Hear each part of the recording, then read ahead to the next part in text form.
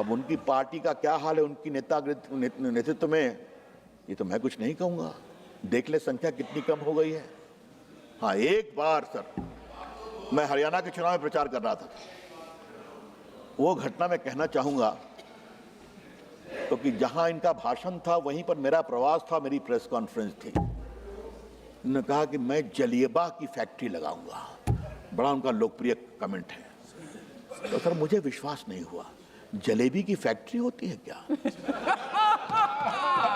तो कढ़ाई में छनती है सर, चाशनी में डुबाते हैं। हमने कहा मैं विश्वास नहीं करूंगा, मुझे वीडियो दिखाया। हमने कहा अब इसका मैं क्या जवाब दूं, मुझे बाकी विषय बोलना था। मैंने यही कहा कि मैं चाहूंगा राहुल गांधी जी एक बार मेरे साथ चलें, मैं भी जलेबी पसंद करता हूं, मैं उनको दिखाऊंगा जलेबी कैसे बनती है। ये फैक्ट्री में नहीं बनती है, भारत के गांव-गांव में जलेबी छनती है, चाशनी में डुबाते हैं। पता ही नहीं है। अब सर इन्होंने अमेरिकन एम्बेसडर को क्या क्या कह दिया कि Islamic terror is less important, more important is Hindu radical. क्या मतलब है सर इसका? आप क्या क्या बोल देते हैं। इनकी पार्टी के लोगों ने सीडीएस बिपिन रावत को बोला स्ट्रीट का गुंडा, सब रिकॉर्ड मेरे पास है, उन्होंने कोई विरोध किया। और बाकी तो सर इनको पता नहीं सेना से क्या प्यार है, क्या बालाकोट हो, क्या आपके उरी हो, क्या आपके पहलगाम हो, सेना की शहादत का सबूत मानते हैं। सर इस देश में सर एक बात मैं कहना चाहूंगा, उनकी भी सरकार है, हमारी भी सरकार है। अब उनकी सरकार कब आएगी तो पता नहीं है, छोड़ दें हम, लेकिन सेना के शहादत पर कभी देश ने कॉम्प्रोमाइज नहीं किया है, हम उसका सम्मान करते हैं। और उसका कारण एक बहुत सिंपल है सर, ये वामपंथी माओवादी और इनके कुछ दोस्त सवाल उठाते हैं, देश के लिए जीते तो हम सभी हैं, देश के लिए मरते कौन हैं? वो सैनिक मरते हैं, वो सेना के अफसर मरते हैं, वो सीआरपीएफ बीएसएफ के लोग मरते हैं, पुलिस के लोग मरते हैं। तो सर हमें उसका सम्मान करना चाहिए। सर ये जो बार बार सवाल उठते हैं, तो मैं सर मेरे पास पूरी फेरिस्त है सर, राहुल गांधी की क्या क्या टिप्पणी कहां कहां हुई है, मेरे पास पूरी फेरिस्त है सर। लेकिन काफी बातें कही गई हैं, इसलिए मैं उस पर अब ज्यादा नहीं बोलूंगा। एक बात मैं जरूर बोलूंगा कि अरे बैठता भाई, ये यहां पर माननीय स्पीकर साहब के खिलाफ जो प्रस्ताव आया है, ये मैं पूरी जिम्मेदारी से कहूंगा, उनके खिलाफ अविश्वास नहीं है, किसी के अहम की संतुष्टि के लिए बात की गई है, किसी के अहंकार के संतुष्टि के लिए बात कही गई है। कल सर माननीय किरण रिजिजू ने बहुत बात कही सर। अब बताइए, एक बार उचित होता है क्या सर कि प्रधानमंत्री के गले पड़ जाना? और उसके बाद जो उन्होंने किया मैं बोलूंगा नहीं सर। अब किरण रिजिजू जी उसको बोल चुके हैं।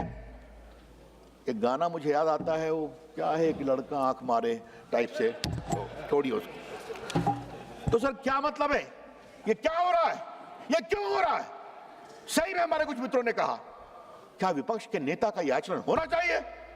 मैं पूरी जिम्मेदारी से कह रहा हूं। और एक तरफ हमारे स्पीकर साहब ओम बिरला जी का आचरण है, हमारे पास पूरे आंकड़े हैं सर, कितना बोलने का अवसर दिया इन्होंने, कितना, लेकिन बार बार मुझे बोलने नहीं दिया जाता है। अभी सर इनके बोलने पर तो कभी कभी जो ज्ञान प्राप्त होता है सर, मैं अवाक हो जाता हूं। मुझे कुछ लगता है पढ़ना पड़ेगा सर।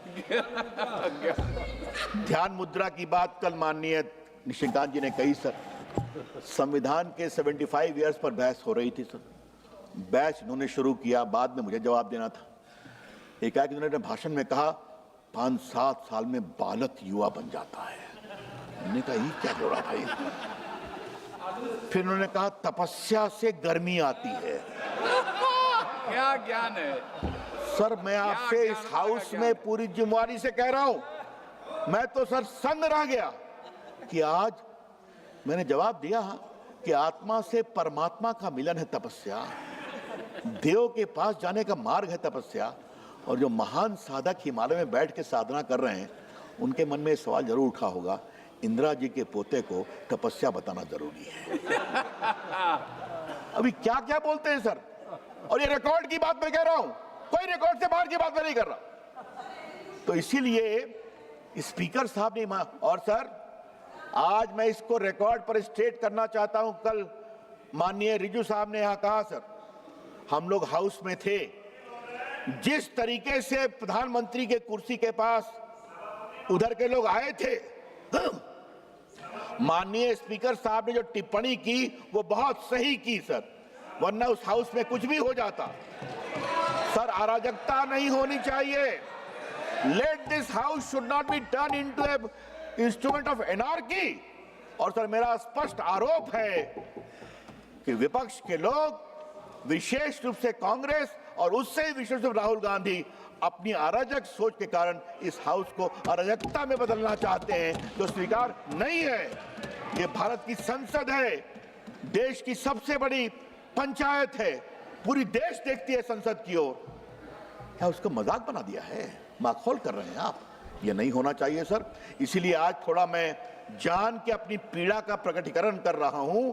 ये संसद सर्वोच्च है, संसद की गरिमा सर्वोच्च है। इस संसद ने कई उतार चढ़ाव देखे हैं, लेकिन संसद ने अपनी ऊंचाई पुनः प्राप्त की है। तो आज अगर स्पीकर साहब के खिलाफ एक बेबुनियाद, प्रायोजित, उत्तेजित प्रस्ताव लाया गया है, इसका हम पूरा विरोध करते हैं और सारे लोग और उसे इसको रिजेक्ट करेंगे, स्वीकृत करेंगे। आपने मुझे समय दिया, इसके लिए मैं बहुत कृतज्ञ हूं सर। बहुत बहुत धन्यवाद।